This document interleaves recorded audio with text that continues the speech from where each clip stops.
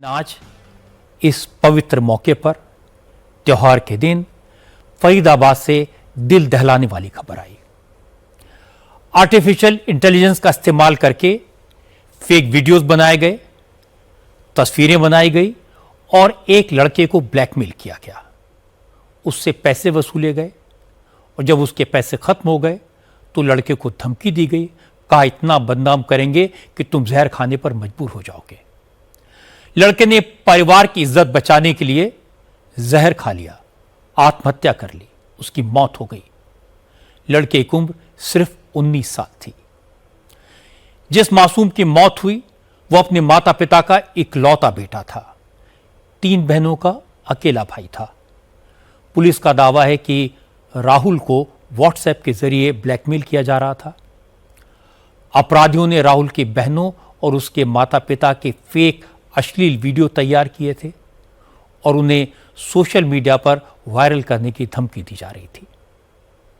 अब पुलिस राहुल को मौत के मुंह में धकेलने वालों की तलाश कर रही है।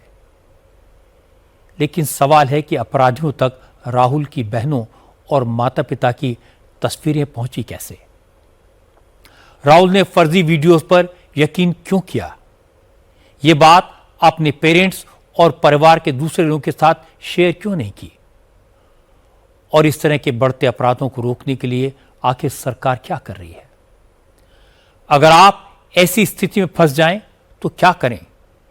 इन सारे सवालों के जवाब आज मैं आपको देने की कोशिश करूंगा आज की बात में। लेकिन सबसे पहले आपको राहुल के परिवार वालों का दर्द दिखाता हूं, उनकी बात सुनवाता हूं। बेटा दिल में दर्द है। मेरी बेटियों के सिर उसका भाई चला गया।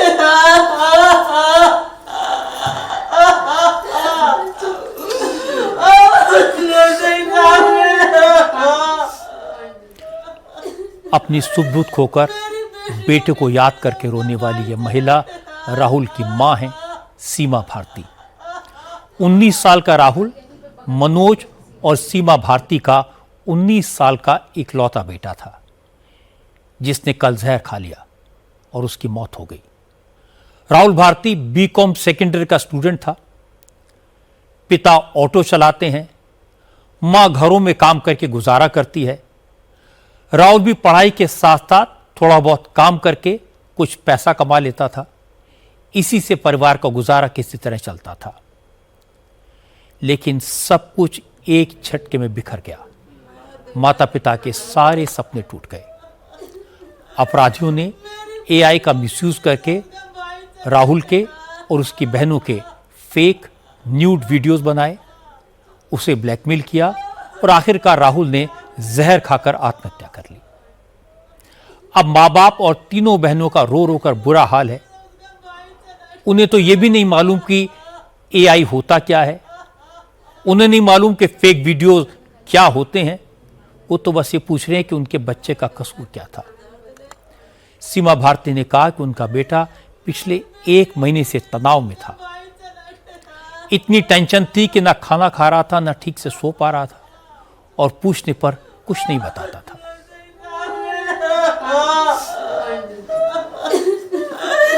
मेरी बेटियों के सिर से उसका भाई चला गया। 1 महीने से बदला हुआ था। 1 महीने से मैं उसके पीछे पड़ी थी, बोल रही थी बेटा क्या हुआ, बोल कैसे हुआ, कुछ नहीं बताता था। हंस के बोलता था मम्मी ठीक है, मैं दोस्तों के साथ बाहर खा। बेटा 4 रोटी खाता था दिन भर के बीच में 2 रोटी की जगह 1 रोटी कर दिया। बेटा क्या तकलीफ है, क्यों बाहर से खा रहा है, घर में खा। तेरा शरीर सूख रहा है, मुंह सूख रहा है, बाहर कौन सी चीज ऐसे खा रहा है। मेरा बेटा कुछ बाहर नहीं खा रहा था, ना कुछ घर में खा रहा था, वो टेंशन में था। और उसने अपनी बहनों की गंदी गंदी तस्वीरें देखकर उसने एक बार ना बहन को बोला ना मुझे बोला कि मम्मी मैं इस चीज से परेशान हूँ। कुछ नहीं मुझे बताया। कह रहा था मम्मी भूख नहीं लग रही है। मैं उसे गैस की दवाई ले आई, उसे भूख की दवाई ला के दी। बोला बेटा ठीक है? कह रहा हाँ मम्मी ठीक है। मैंने कहा ठीक है तो खा क्यों नहीं रहा? मेरा बेटा मेरे से झूठ बोलती मम्मी मैं बाहर से खा के आया हूँ, मैं नहीं खाया। और सुबह के टाइम भी बेटा को मैं खाना दी, बोले मम्मी ऊपर से दवा जहर खा के आया, मेरे को नहीं बताया। पुलिस ने राहुल के फ़ोन की जांच की तो पता चला कि पिछले करीब 1 महीने से एक इंटरनेशनल नंबर के जरिए कोई शख्स उसे ब्लैकमेल कर रहा था। इस नंबर से व्हाट्सएप पर राहुल को उसकी बहनों और उसके पेरेंट्स की फर्जी अश्लील तस्वीरें और वीडियोस भेजे गए थे और धमकी दी गई थी कि ये सारी तस्वीरें सोशल मीडिया पर वायरल कर दी जाएंगी। ये वीडियो और फोटो असली नहीं थे, फेक थे, एआई के जरिए बनाए गए थे। अपराधियों ने राहुल के फ़ोन को हैक किया था, उसके फ़ोन से परिवार वालों के वीडियोस और फोटो चुराई और फिर उनकी मदद से फेक वीडियोस बनाए। वो राहुल को भेजे और उसे ब्लैकमेल किया। राहुल ये समझ ही नहीं पाया कि जो वीडियो और फोटो ब्लैकमेलर ने उसको व्हाट्सएप पर भेजे हैं वो असली नहीं हैं, आर्टिफिशियल इंटेलिजेंस से तैयार किए गए हैं। राहुल को लगा कि धमकी देने वाले के पास वाकई में उसके परिवार वालों की ऑब्सीन तस्वीरें हैं और अगर ब्लैकमेलर ने वाकई में ये अश्लील तस्वीरें पब्लिक डोमेन में डाल दी तो परिवार की बदनामी होगी। उसने परिवार वालों को कुछ नहीं बताया। अपराधी जो कहते गए वो मानता गया। अपराधियों ने राहुल से पैसे मांगे। क्योंकि राहुल स्टूडेंट था, अपने पास ज़्यादा पैसे नहीं थे, इससे पहले तो उसने अपने पॉकेट मनी से बचाए गए पैसे ब्लैकमेलर को दिए। लेकिन डिमांड बढ़ती गई तो राहुल ने घर में राशन लाने के लिए रखे 16,000 रुपए बैंक में जमा कराने का बहाना करके मां से लिए और ब्लैकमेलर को दे दिए। जब मां ने राशन लाने के लिए पैसे बैंक से निकालने की बात की तो राहुल इस कदर प्रेशर में आ गया कि उसने मां को कुछ बताने के बजाय अपने कमरे में जाकर जहरीली गोलियां खा ली। 4 दिन पहले की बात थी। मैं उस पैसे किसी से कर्जा लिया, मुझे देना था। मैंने कहा बेटा उसको पैसा, बोला मम्मी वो बैंक में ना KIC मांग रहे हैं। मैंने कहा बेटा कोई बात नहीं, का मम्मी ठीक कर दूंगा। लेकिन वो पैसा उसने उसको दे दिया था, ब्लैकमैन को दे दिया था और उसने मुझे नहीं बताया था कि वो पैसा दे दिया। जब मैंने कहा बेटा बैंक चलते हैं और वो पैसा निकाल लाते हैं, 16,000 रुपये था। बोला मम्मी पैसा, बोला मैंने कहा बेटा चलो सुबह 7:30 बजे, मैंने कहा आज मैं ड्यूटी नहीं जाऊंगी, चलो बैंक का काम करते हैं। मैंने उसे उठा करके कहा कि चलो बेटा। वो मेरे को ये नहीं बताया कि मम्मी पैसे तो मैंने ब्लैकमैन को दे दिया, पैसे तो बैंक में है नहीं। मेल कर रहे थे। हाँ पैसे उसको दे चुका था। कितने पैसे दिए थे तब? उससे पहले तो जो दिए वो मुझे नहीं मालूम, मोबाइल में ही होगा, मोबाइल उसका पुलिस के पास है। लेकिन उस दिन 18 तारीख के दिन उसने पैसे जो मेरे आए थे, नीचे किराएदार ने दिए, हमारे घर वाले की सैलरी थी, सब मिला के 16,000 रुपये था। बोला कि मम्मी निकल नहीं रहा पैसा। मैंने कहा बेटा घर में आटा दाल चावल नहीं है, चलो पैसा का दिक्कत हो, किससे मांगेंगे, किससे काम करेंगे, चलो। लेकिन बेटे ने शर्म के मारे बताया नहीं कि मम्मी हमने ऐसे ऐसे पैसे खर्च कर दिया है और वो जहर खा लिया। राहुल की 2 बहनों की शादी हो चुकी है। एक बहन नीतू पंजाब में रहती है। नीतू ने बताया कि खुदकुशी करने से 1 दिन पहले राहुल ने उनको कॉल किया था, कहा मिलने के लिए आ जाओ। बहन ने पूछा क्या बात है तो राहुल बात टाल गया और अगले दिन उसने जहर खा लिया। इससे मैं यही कहना चाहती हूँ मोबाइल के द्वारा दूसरी बहने को भाई ना छीना जाए, ऐसे कोई बहन भाई को ब्लैकमेल ना किया जाए बहन के द्वारा, क्योंकि आज तक हमने उसका नाम तक नहीं लिया, आज तक हमने उसको बाबू बाबू किया है। उसने हमारी इज्जत के लिए अपना आज उसने जहर खा के मर गया। अपनी बड़ी बहन को एक बार नहीं बताया, जिसको सबसे ज्यादा मानता था। वो मुझसे बोलना चाहता था पर मैं काफी पंजाब में रहती हूँ, मेरे को फोन पे बोल देता, मैं तुरंत आ जाती, पर उसने मेरे को फोन पे नहीं कुछ बताया। उसने अचानक से 8 तारीख मेरे को 8 बजे रात को फोन किया उसने, 24 तारीख को। तो मैंने फ़ोन नहीं उठाया क्योंकि मैं कुछ काम में बिजी थी, अपने घर के कामों में। मैंने 9 बजे रात को फ़ोन देखा अपना, मैंने कहा मेरे घर से मेरे फ़ोन आया। मैंने फ़ोन किया कि क्या बात है भाई, आज तूने फ़ोन लगा दिया, हमेशा मैं करती। तो कहता है मैं दीदी मैं आपको लगा नहीं सकता हूँ। मैंने कहा नहीं क्यों नहीं लगा सकता, पर आज क्या बात है तूने मुझे फ़ोन किया। दीदी मुझे आप आ जाओ, आप मेरे से मिलने। मैंने कहा क्या बात है, बात बता, कोई बात है तो मेरे को बता। कह रहा दीदी कोई बात नहीं है, आप मेरे से मिलने आ जाना। तो मैंने कहा छठ पूजा नहीं होगा, मैं फरवरी में पक्का आऊँगी, तो मेरे को लेने आएगा ना। तो कह रहा हाँ दीदी मैं आपको लेने आऊँगा। पर उसने एक बार भी ये नहीं कहा कि दीदी मैं ऐसा कुछ कर रहा हूँ। फिर उसने हंस के ही बात किया हम लोग से, मम्मी से, सबसे। और सुबह जाके हंसी मजाक से मेरे से बात करके सुबह जाके दवाई खा ली। भाई था आपका? मेरा इकलौता भाई, छठ मैया से हमने मन्नत मांगी थी, उनने हमें ये भाई दिया था। और छठ मैया के दिन ही आज वो उसने अपना दम तोड़ दिया, उसी दिन। ब्लैकमेलर्स का गैंग राहुल को 1 महीने से परेशान कर रहा था, लगातार कांटेक्ट में था, लेकिन परिवार वालों को इसकी भनक तक नहीं लगी।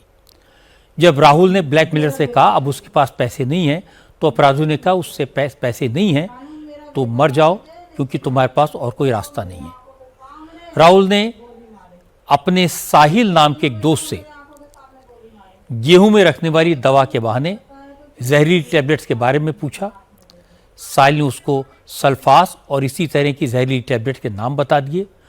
पुलिस ने साहिल से पूछताछ की तो उसने कहा कि उसे अंदाजा नहीं था कि राहुल खुद जहरीली गोलियां खाकर जान दे देगा। पुलिस का कहना है कि जिस व्हाट्सएप नंबर से राहुल भारती को फेक वीडियो और फोटो भेजे गए हैं, जिस नंबर से उसको ब्लैकमेल किया जा रहा था, वो इंटरनेशनल नंबर है। अब व्हाट्सएप से इसकी डिटेल मांगी गई है। कुछ उसके कुछ फोटोज जो हम व्हाट्सएप डीपी लगा लेते हैं या कहीं फेसबुक पे, हम अभी उस पर सोशल मीडिया जो उसके अकाउंट है उस पर हम काम कर रहे हैं अभी, तो उन्हीं फोटोज को एडिट करके उसके साथ शेयर किया गया और फैमिली मेम्बर्स के साथ शेयर करने की उसको धमकी दी गई, जिसके कारण राहुल ने सुसाइड किया। इस नंबर से, ये साहिल का नंबर नहीं है, परिवार के लोगों ने जब व्हाट्सएप उसका देखा है मरने वाले का, तब उसमें मरने वाले ने जो सल्फास की गोलियां हैं वो साहिल जो उसका दोस्त है उसके साथ शेयर की है। तो साहिल से को हमने अभी पूछताछ के लिए बुलाया हुआ है और साहिल से पूछताछ में ये पता चला है कि उसने कॉल करके ये पूछा था कि हमें गेहूं में डालने के लिए सल्फास की गोली चाहिए और आप बता दोगे कि ये है, तो उसने उसको शेयर किया है फ़ोटो कि क्या ये है सल्फास की गोलियां, जिस पे साहिल ने यस किया हुआ है। लेकिन इस एंगल को भी हम इन्वेस्टिगेट कर रहे हैं। जिस नंबर से धमकी आई है वो साहिल का नहीं है और जिससे फ़ोटो एडिट किए गए हैं वो भी साहिल का नहीं है। उसका हमने व्हाट्सएप को मेल किया है और उसमें हम डिटेल व्हाट्सएप से ले रहे हैं। भारत के बाहर का नंबर है, तो उस पर हम अभी साइबर एंगल से वर्क कर रहे हैं कि वो नंबर यहीं का है या कहाँ से उसको धमकी मिली है और इसका मरने वाले का उसको कॉन्टैक्ट नंबर कहाँ से मिला है। हालांकि राहुल भारती का परिवार अपने बेटे की मौत के लिए उसके दोस्त साहिल को जिम्मेदार ठहरा रहा है। राहुल की बहन प्रीति ने कहा साहिल ने ही राहुल भारती को सुसाइड करने का सुझाव दिया, साहिल ने ही उसे जहरीली टैबलेट्स के बारे में बताया। प्रीति ने कहा कि साहिल ने ही उसके भाई को मौत के रास्ते पर धकेला। वो शौक में उठाया, उसको परेशान किया गया 1 महीने से, गंदी गंदी वीडियो बना के हम तीनों बहनों की पूरे उसने फ़ोन को हैक कर लिया था। पूरे हम लोग का नंबर, मेरे बच्चों का, मेरी बहन का, मेरे आदमी का, सबका फोटो उसके फ़ोन पे था। सबका फोटो को उसने खराब कर गंदी तरह से बना के और मेरे भाई को परेशान किया जा रहा था। पहले उससे पैसे मांगे गए, जब उसे पैसे बोला मेरे पास नहीं है, वो कमाता नहीं था, कॉलेज में पढ़ता था, वो मेरी मम्मी का सैलरी था वो उसने दे दिया।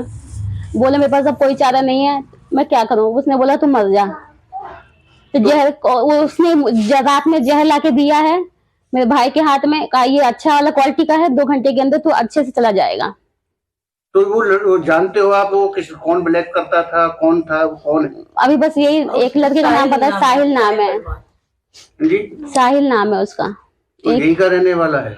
हाँ यहीं का है, हमारे रिलेटिव है, हमारे बगल में ही रहते हैं वो। हमारे रिश्ते में तो मेरे पापा के भाई लगेंगे और मेरा कोई रिश्ता नहीं है उनसे। उन्होंने दुश्मनी में करवाया है मेरे बेटे को, मेरे भाई को पैसे देकर, किसी और से पैसे देकर मेरे भाई को करवाया है। उसको शौक में रखा है कि हाँ तुम ऐसा करो, नहीं तो मैं ये डील इसको वायरल कर दूंगा, तुम्हारी बहनों को ये कर दूंगा। भाई ने हमें कुछ नहीं बताया। डीप फेक वीडियो किस कदर दिल पर चोट करता है, फर्जी वीडियो कैसे मौत बनकर बरसता है। 19 साल के राहुल की मौत इसका एक दुखद उदाहरण है। अच्छी बात यह कि आईटी मिनिस्टर अश्विनी वैष्णव ने डीप फेक के खतरे को पहचाना है। डीप फेक एक धोखा है, ये किसी की भी प्रतिष्ठा को धूमिल कर सकता है, क्योंकि ये वो दिखाता है जो हुआ नहीं, जो किसी ने किया नहीं। अब आईटी रूल्स में जो बदलाव सजेस्ट किए गए हैं उनके मुताबिक एआई से तैयार कंटेंट पर साफ साफ लिखना होगा, लेबल लगाना होगा कि ये एआई जनरेटेड है। नए नियमों में सोशल मीडिया प्लेटफॉर्म्स की जवाबदेही बढ़ाई जाएगी। उम्मीद है कि नियम सख्त होने से एआई के जरिए बदनाम करने वाले, ब्लैकमेल करने वाले आसानी से पकड़े जाएंगे।